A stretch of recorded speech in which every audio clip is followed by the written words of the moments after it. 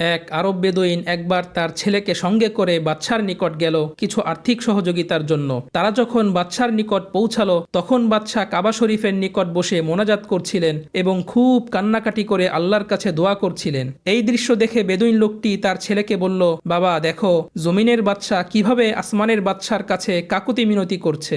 অতপর সেই বেদুইন লোকটি তার ছেলেকে নিয়ে আবার বাড়ির দিকে রওনা করলো।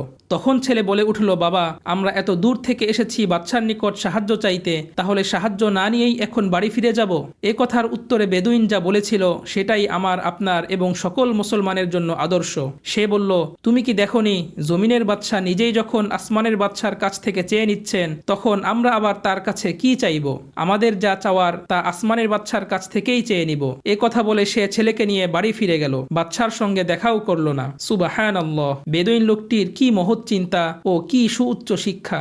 ভিডিওটি ভালো লাগলে চ্যানেলটি সাবস্ক্রাইব করুন। ধন্যবাদ সবাইকে।